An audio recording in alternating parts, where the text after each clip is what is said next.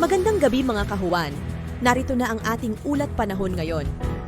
Magandang hapon po sa ating lahat. Narito ang weather update sa araw ng Huwebes, November 21, 2024.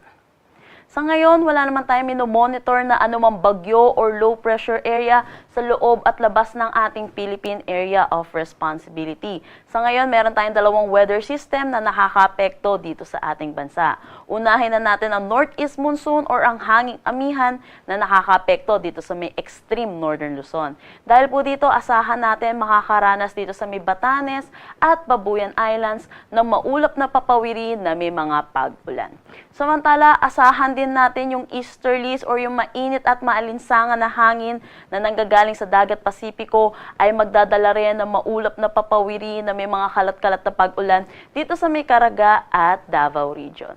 For Metro Manila, nalalabing bahagi ng ating bansa ay asahan po natin patuloy tayong makakaranas ng mainit at maalinsangan na tanghali hanggang hapon na mataas ang tsansa ng mga pag-ulan sa hapon at sa gabi dulot ng mga localized thunderstorms. Dako tayo sa magiging panahon natin bukas dito sa Luzon.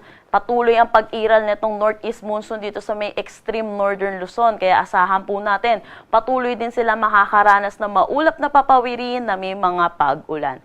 Kung magtataka po ang ating mga kababayan, bakit po napakainit pa rin ang ating bansa kahit meron na tayong onset ng northeast monsoon. Dulot po ito na wala pa pong surge or hindi pa po umaabot itong northeast monsoon sa malaking bahagi po ng ating bansa at patuloy na ito pa rin ay nakakaapekto lamang dito sa may extreme northern Luzon. Pero asahan natin sa mga susunod na araw, possible magkaroon din tayo ng surge ng amihan. Kung makikita po natin, yung malaking bahagi pa rin po ng Luzon ay patuloy makakaranas na mainit at malinsangan na tanghali hanggang hapon na mataas ang tsansa ng mga panandaliang pag-ulan sa hapon at sa gabi dulot ng mga localized thunderstorms. Agwat ng temperatura for Metro Manila 25 to 33 degrees Celsius, Lawag 24 to 33 degrees Celsius. For Tuguegarao 24 to 32 degrees Celsius, Baguio 16 to 25 degrees Celsius.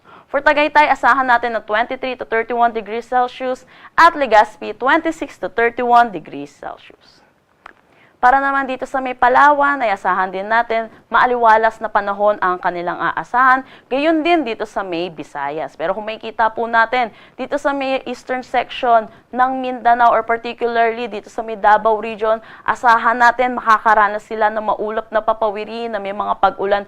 Dulot po ito ng Intertropical Convergence Zone or ng ITCZ. At sa mga susunod na araw, possible din po mag-shift itong axis na itong ITCZ natin at ito'y makaapekto lalo na dito sa may Zamboanga at patuloy po hanggang dito sa may Palawan. Pero patuloy po natin ito babantayan. So ngayon, sa nakikita po natin, sa malaking bahagi pa rin naman po ng ay ng Mindanao, ay asahan po natin patuloy ang maaliwalas na panahon. Agwat ng temperatura for Puerto Princesa at Calayan Islands 25 to 33 degrees Celsius, Iloilo 26 to 32 degrees Celsius, Tacloban 26 to 33 degrees Celsius. For Cebu 27 to 32 degrees Celsius, Zamboanga 24 to 34 degrees Celsius, Cagayan de Oro 24 to 32 degrees Celsius, Davao 25 to 32 degrees Celsius. Sa ngayon, dahil sa pag-iral po nitong hanging amihan or ng northeast monsoon, meron na tayong nakataas na gale warning dito sa coastal areas ng Batanes.